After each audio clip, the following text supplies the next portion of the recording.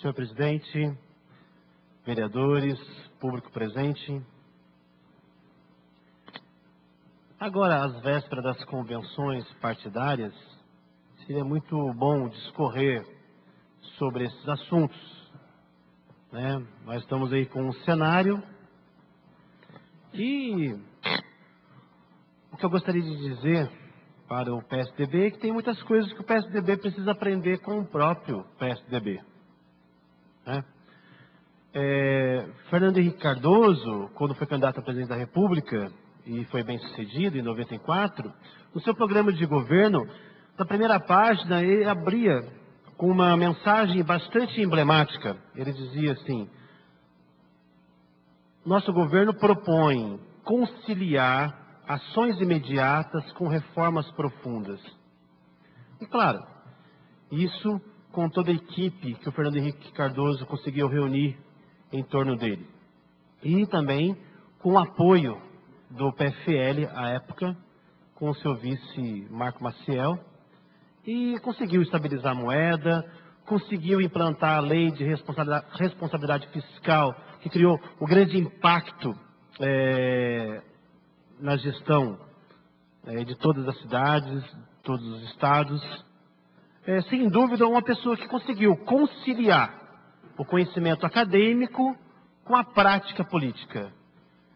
Foi senador 2 vezes, teve a honra de ser suplente do Franco Montoro, então conviveu com grandes nomes da política e se esforçando para abrir e manter a democracia no país. E hoje o Brasil, ele usufrui das várias atividades do Fernando Henrique Cardoso e toda a sua equipe. Então o PSDB precisa aprender mais com o próprio PSDB. Um partido que tem, assim, nos seus quadros, pessoas intelectualmente bastante ativa, bastante respeitado, sofisticado, corre o risco da mistificação. De pessoas que têm apenas a titulação acadêmica, mas não têm a prática política democrática o suficiente para implantar um governo. E não existe democracia sem dialogar com as pessoas. Não existe democracia sem dialogar com o próprio grupo que compõe a sua base de sustentação. Então, quero deixar essa mensagem de reflexão. Em São Paulo, estava tendo as prévias internas do PSDB, aí quando viram o peso do apoio do ex-presidente da República, né, Luiz Inácio Lula da Silva, no candidato do PT, rapidamente o PSDB interrompeu um processo importante de prévias, que tinham 4 nomes importantes, e solucionou ação imediata. Colocou um quadro que todos conhecem, um quadro que já foi testado na gestão pública, um quadro que já foi, contribuiu com o Legislativo Federal.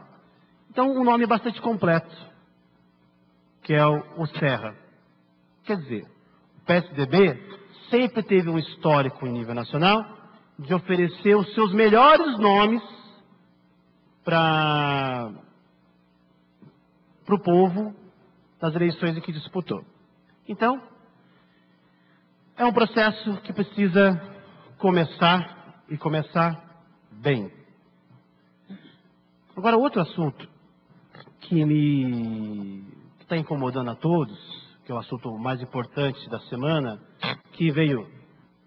Eu fui surpreendido várias vezes. Primeiro, eu fui surpreendido por um e-mail, que eu não sei a origem e não sei da veracidade desse e-mail, dizendo do suposto esquema de extorsão aqui dentro da casa.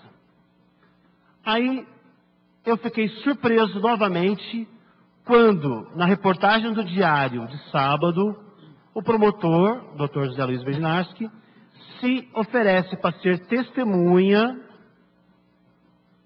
na Comissão de Ética a respeito do fato. E ele confirmando que a ex-jornalista, a jornalista Sônia Suluna, ex-funcionária desta casa, já tinha desabafado isso para ele e ele já conhecia do fato. Diante disso, eu fiquei surpreso quando a comissão de ética dessa casa se manifesta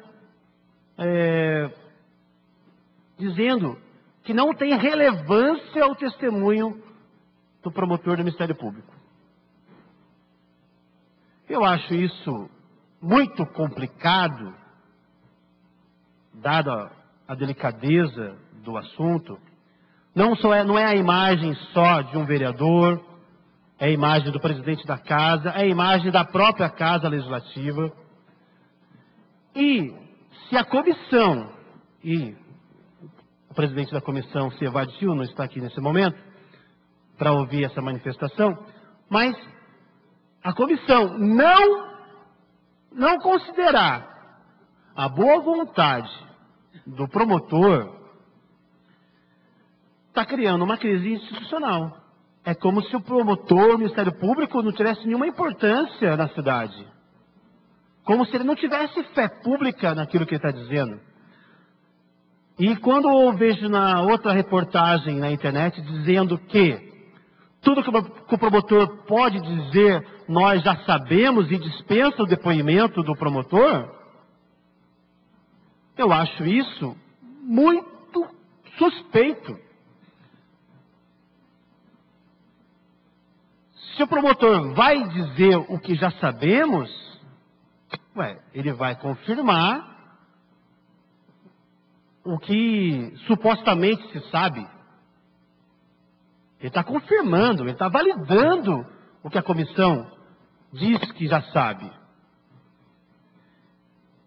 Por esse motivo, o vereador Diobel, que também é membro da comissão de ética, se mobilizou, colheu assinaturas para que seja suspensa a apreciação deste caso, porque a comissão na próxima semana será recomposta. Então, a atual comissão tem pouco tempo para apreciar o assunto tão complexo quanto esse. E uma sugestão que faço, e que é da máxima importância, é nós solicitarmos ao presidente dessa casa que ele se afaste da presidência enquanto houver essa investigação. Porque corremos o risco do presidente, com todo o seu poder administrativo, às vezes coagir os vereadores ou não, e interferir na investigação do caso. Que é um caso muito complicado. Porque começou sem conhecimento da origem, começou sem conhecimento da veracidade, mas a veracidade está sendo apontada pela testemunha do promotor de justiça, Dr. José Luiz Bergnaschi. Toda vez que a gente tem um impasse com o Executivo, solicitamos o apoio do Ministério Público, e ele está sempre presente, resolvendo o problema dessa casa. E hoje que essa casa está com essa fragilidade, você tem um pronunciamento do presidente da Comissão de Ética dispensando o promotor, dispensando o Ministério Público dessa colaboração. Isso não é saudável, nem para a investigação, e muito menos para essa casa. E se essa casa não tem, se ela não tem tranquilidade de abrir as suas caixas pretas, a população não vai confiar em nós. Porque de acordo com o próprio e-mail que originou todo o processo, dá a entender que não é só um vereador que pratica essa irregularidade. Outros vereadores também praticam. E aí? Então, eu sugiro que isso seja feito da própria iniciativa do presidente, se afastar da função de presidente, para que a comissão possa atuar de maneira sem obstáculos, sem complicadores. E também que a gente ouça o promotor. Que a gente ouça o promotor. Que a gente respeite a instituição Ministério Público nessa boa vontade de colaborar para esclarecer esse fato.